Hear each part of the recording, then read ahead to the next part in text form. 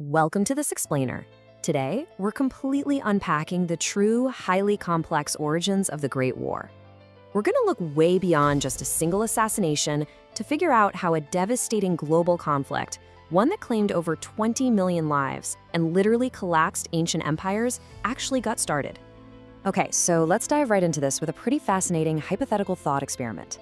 June 28, 1914, a 19-year-old student named Gavrilo Princip assassinates the Austro-Hungarian prince. Now, we're often taught that this one single event is what broke the world. But think about it. If we hopped into a time machine, went back, and managed to stop that teenager from firing his weapon, would we have completely avoided World War I? Well, the truth is, the actual forces driving this war were incredibly deep, and the reality of global conflict just isn't that simple. Part 1. The matchstick and the dynamite. Understanding catalyst versus root cause. To really get this, we have to separate the tiny matchstick that starts a fire from the massive towering mountain of dynamite that was already just sitting there waiting to explode. The assassination, that was literally just a spark. The dynamite had been piling up for decades as tensions in the Balkans crept higher and higher. Back in 1878, the Austro-Hungarian Empire was given temporary administrative rights over Bosnia-Herzegovina. But fast forward to 1908, and Austria aggressively and officially annexed the territory entirely, basically ripping it away from the local populations who desperately wanted their freedom. This absolutely infuriated neighboring Serbia, who shared a deep ethnic connection with the Bosnians as fellow South Slavs. Now, Russia initially wanted to defend the Serbians against this overreach, but in 1909, Russia actually had to back down because France refused to support them in a fight. So you see, the anger and resentment in this region had been boiling over for years before Princip fired that fateful shot. Part 2. Europe's Map of Empires, a Royal Game of Thrones. It's wild to realize, but in 1914, Europe wasn't this collection of modern democracies. It was heavily dominated by sprawling, absolute monarchies.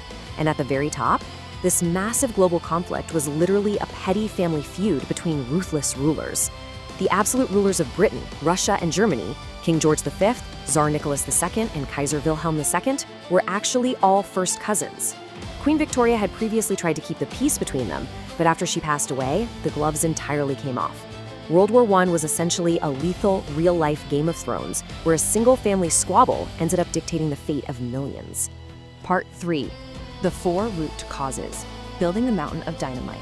So, what exactly made up the dynamite that these cousins were sitting on? Well, the structural foundation of the war really comes down to 4 massive intertwining forces: nationalism, imperialism, militarism, and alliances. These weren't just sudden, overnight developments. No, these were deeply entrenched policies and attitudes that the great powers had been actively cultivating for decades just to maintain and expand their grip on the world. Let's break these down to see exactly how that dynamite was stacked. First up is nationalism, and a very specific, aggressive flavor of it. The crucial takeaway here is that this wasn't a noble fight for liberation. It was an aggressive nationalism engineered specifically by rulers to justify their own greed. This wasn't about simply loving your culture. This was a toxic, race-based nationalism heavily spread through newspapers and media. Monarchs used it as a tool to manipulate the public into believing their country was fundamentally, inherently superior to all others, which shifted the public attitude to be aggressive and deeply resentful toward foreign nations. And this ties perfectly into imperialism, which brilliantly illustrates exactly why those rulers needed that extreme nationalism in the first place: to convince everyday commoners to go die just so the empire could loot more gold and resources from other nations.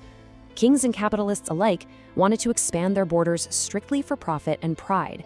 As notable capitalists of the era openly observed, you absolutely needed cheap labor and raw materials to feed the empire. But as you can imagine, taking over another country causes massive administrative headaches, unless, of course, you have a heavily indoctrinated population perfectly willing to violently enforce your will. Now, to achieve this constant expansion and looting, brute force was required. You can literally see the dynamite piling up in their national budgets. Between 1870 and 1914, the great powers, Britain, France, Germany, Austria-Hungary, Russia, and Italy, bumped their combined military spending from £94 million to an absolutely astonishing £376 million. That is a quadrupling of military budgets in just over 40 years. They armed themselves to the teeth purely out of paranoia and greed. Part 4. The chain of friendship. The explosion. So now we have all these deeply armed empires, and they are terrified of each other. To protect themselves, they formed these incredibly complex binding alliances, namely the Triple Alliance and the Triple Entente. And because of these rigid treaties, an isolated regional dispute instantly cascaded into a full-blown global war. It was like dominoes. The moment the Austro-Hungarian emperor reacted to the assassination by declaring war on Serbia, the chain reaction started. Russia immediately stepped in to defend the Slavs in Serbia. Then Germany saw Russia mobilizing and jumped right in to defend Austria-Hungary. That triggered France and Britain to enter the fray to back up Russia. Almost overnight, a local dispute in the Balkans dragged the entire globe into hell, pulling in everyone, and literally forcing colonized subjects thousands of miles away to fight and die for the British crown. Part 5, Propaganda and the Commoner. Who actually wanted this war? Okay, but this brings up a huge question. Why on earth would everyday common people agree to go fight and die for what was essentially a royal family feud? Well, the state relentlessly pushed a pro-war propaganda machine to mask the incredibly grim reality that soldiers were largely just poor men desperate for a job. The media and state-sponsored poets glorified combat.